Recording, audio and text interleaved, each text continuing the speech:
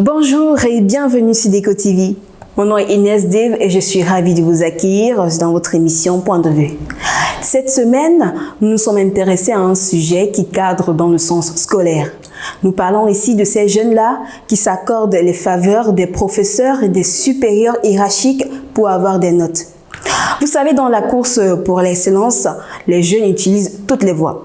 Nous avons d'un côté ces jeunes-là qui apprennent avec motivation et acharnement, et nous avons d'un autre côté ces jeunes-là qui emploient des voies de facilité dans le but d'avoir des notes favorables, des notes abordables. Qu'est-ce que vous pensez de ces jeunes-là? Avez-vous déjà été témoin d'un cas particulier, d'un cas pareil? Ce sont les questions que nous avons posées, mon équipe et moi, aux différentes personnes qui se retrouvaient dans les rues de Douala, ancien 3e. Écoutez les différents avis. Mademoiselle Desti, qu'est-ce que vous pensez de ces élèves-là qui ont tendance à s'attirer des faveurs des professeurs dans le cadre scolaire? Bon, je pourrais dire que ce n'est pas normal, d'abord. Lorsque nos parents nous demandent d'aller à l'école, c'est parce qu'ils ont confiance en nous et nous avons le droit de donner le meilleur de nous. Et je pense que ces élèves qui vont vers les professeurs, pour que les professeurs puissent les faire des faveurs, je pense que ces élèves-là ne font pas bien. En temps normal, ils devraient étudier parce que c'est à ça que nos parents attendent. Nous devons étudier, nous devons aller à l'école afin de donner le meilleur de nous. Et ce n'est pas normal qu'un élève, qu'une étudiante aille vers le professeur pour que le professeur lui fasse des faveurs, peut-être en donnant quelque chose de très cher, par exemple son corps, par exemple de l'argent, pour obtenir des meilleures moyennes. Mais je pense que ce n'est pas normal. Bon, ce que je trouve par rapport à ces élèves ou étudiants, ce sont des personnes qui ne veulent pas travailler, bon, qui trouvent que tout est facile pour eux. Bon, ce genre de personnes ne veulent pas travailler. Pour eux, ils trouvent que aller vers certains professeurs, ils auront tout facilement. Je trouve ça quand même malsain parce que après ça va entrer dans une sorte de manque de respect. Il n'y aura plus ce respect de professeurs et étudiants. À votre avis, qu'est-ce qui peut motiver cette action? La paresse, je pense. La paresse. Parce que une étudiante qui n'étudie pas est paresseuse. Elle ne veut pas étudier. Et elle va vouloir courir vers des moyens plus faciles, ceux qui sont favorables pour elle. Elle ira vers le professeur en lui donnant peut-être son corps ou peut-être de l'argent pour obtenir une bonne moyenne. Mais je pense que c'est la paresse. Elles ne veulent pas étudier, elles ne veulent pas lire, elles ne veulent pas apprendre. Elles veulent ce qui est facile, je pense. Bon, sans oublier la paresse, on va mettre un point gros sur l'incompétence parce qu'elles se sentent déjà faibles intellectuellement. Donc, du coup, elle dit que c'est le moyen le plus facile d'acquérir des bonnes moyennes. Nous avons vu certains élèves aussi qui sont tellement soucieux d'avoir les moyennes les plus hautes, qui sont déjà compétents, mais qui s'adonnent à ce genre de pratique. Ce n'est pas courant. Si c'est courant, là, ce sont des personnes qui veulent se faire voir, qui veulent que non, partout là dehors, on ne doit parler que d'elle ou de lui. C'est ce qu'elle pense. Elle pense qu'on doit toujours voir elle, on ne doit pas voir les autres. Elle veut tout faire pour être en première place. Bon, déjà, ça commence peut-être par une courtoisie, mais une courtoisie mal placée. En fait, je dirais plutôt que dans chaque relation, il y a des limites. Si ça commence à devenir un peu trop personnel, les choses vont être dérisoires. Donc, il faut faire attention. Vous entendez parler, on a l'impression que vous avez déjà eu à côtoyer des personnes comme ça?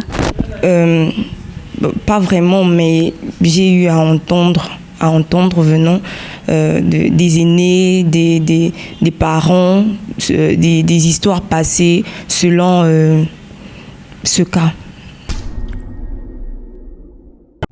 Bien sûr que c'est possible. On peut bien rester avec son encadreur tel quel, ne pas toujours chercher à faire des choses. Parce que le but principal, c'est d'acquérir des connaissances. Si on s'en tient là et qu'on respecte sa personne, on ne va pas aller au-delà.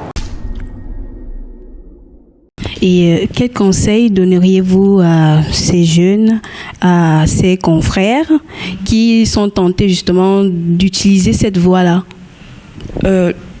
Le seul conseil que je pourrais donner à mes frères ou sœurs étudiants, c'est de travailler. Personne n'est bête, personne est incapable de faire quoi que ce soit. Nous avons cette capacité de pouvoir retenir des leçons, étudier normalement. Ce n'est pas en courant vers la facilité que cela va être mieux. Au contraire, ça va nous rattraper. Dans 2 matins, cela va nous rattraper parce qu'on ne pourra pas défendre notre diplôme, on ne pourra pas défendre ce que nous savons faire parce que nous avons eu à courir vers des moyens plus faciles. Et le conseil serait d'arrêter d'étudier, de donner le meilleur de soi et je pense que ça va aller. À votre avis, quel est le risque de se retrouver dans ce genre de situation, à vouloir toujours convoiter l'excellence, le fait d'avoir des meilleures notes sans pour autant les mériter? Bon, les conséquences, nous allons parler par exemple de l'incapacité, souvent des faits tels que il va falloir qu'elle mette en application ces conséquences, les connaissances qu'elle a apprises, elle sera incapable de pouvoir mettre en application puisque tout a été facile pour elle. Une telle familiarité peut engendrer peut-être le manque de respect, peut-être qu'une relation particulière, une relation peut-être intime, je le dirais comme ça, entre élèves et professeurs. Et après, il n'y aura plus ce respect, ce qui va faire en sorte que les leçons transmises par l'encadreur ne seront pas bien assimilées parce qu'il y aura cet écart de comportement-là. À votre avis, quels sont les risques qui peuvent découler de ce genre d'égard? Des risques, il peut avoir beaucoup de risques dans le sens où lorsque la personne qui court vers des professeurs pour avoir ce genre de service va arriver à un moment donné de sa vie, ne pourra rien faire, dans le sens où, je donne un exemple, par exemple, une personne qui a fait comptabilité, par exemple, qui a commencé la première année en comptabilité à tricher et aller voir le professeur et le professeur lui a fait des faveurs. La deuxième année aussi pareil. Mais lorsque la personne voudra aller soutenir son BTS, ne pourra rien faire parce que là, le professeur ne sera plus là. Là, les parents ne seront plus là. Là, la directrice ne sera plus là. L'étudiante sera face à son destin et va devoir donner son meilleur. Mais la personne ne pourra pas parce que elle n'a pas étudié. Elle n'a pas étudié, elle ne donnera rien, elle ira devant et après il y aura l'échec parce qu'elle a pris l'habitude d'aller voir les professeurs étaient en train de lui faire des faveurs et arrivé au BTS, ce n'est plus le professeur qui corrige ta note, c'est une autre personne et ce qui fait que la personne échoue. Ou par exemple, la personne soutient et arrive le jour du contrat d'embauche, dans l'entretien, la personne ne peut pas s'exprimer parce qu'elle a eu à avoir des faveurs avant. Mais là, elle n'a pas étudié, elle ne connaît rien, elle ne sait pas qu'est-ce qu'il faut dire devant le jury, qu'est-ce qu'il faut dire devant le directeur pour l'entretien. Et elle perd sa place parce que elle ne connaît rien. Donc je pense qu'il serait mieux d'étudier déjà, de donner son meilleur parce que personne n'est bête. C'est parce qu'on ne veut pas étudier, c'est parce qu'on veut rester comme ça. Mais je pense que pour une personne qui étudie ses leçons, fera mieux, fera bien. Et le jour du contrat, la personne va défendre son diplôme pour dire que oui, j'ai étudié et ce que je vaux, c'est ça. Et je pense que ça va aller. Effectivement, histoire de faire en sorte que le diplôme soit à la hauteur des compétences que nous sommes censés avoir acquis. Merci beaucoup, mademoiselle. Merci. Au revoir. Voilà, parce que ça peut, effectivement, parce que à un moment donné, on voit des personnes qui se laissent faire et qui augmentent de grade peut-être en entreprise sans être méritantes. Peut-être que parce qu'elle est en relation avec le professeur, elle a une avance les épreuves, elle a de bonnes notes alors que peut-être qu'elle ne compose même pas dans les choses du genre.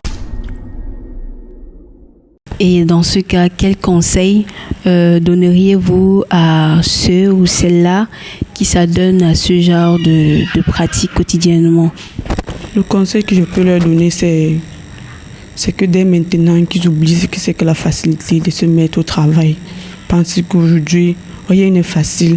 Et tout est facile si déjà on a mis dans la tête qu'on peut y arriver. Et de se donner à fond. Qu'ils trouvent tous les moyens pour mettre en place pour pouvoir acquérir les connaissances. Et les moyens, s'ils veulent avoir 20, ils vont tout faire, ils auront 20. Bon, déjà, c'est que nos encadreurs sont comme nos parents à la base. Et puis, il y en a qui sont jeunes, mais on devrait voir dans le thème encadreur, je pense que mes parents, c'est un encadreur. Donc, limiter les relations dans ce sens-là favorise les choses. On ne demande pas d'être dur, d'être des personnes qui ne sourient pas tout le temps, mais se fixer des limites, savoir se fixer des limites dans sa tête. Voilà, comme vous l'avez vu, nous avons une fois dans notre vie au moins rencontré un élève ou un étudiant qui se rapproche de ce prototype. Avez-vous déjà essayé de vous retrouver dans une telle situation? Avez-vous déjà été tenté? Quel est votre avis sur ce sujet? N'hésitez pas à nous répondre en commentaire. Je vous souhaite de passer une excellente semaine.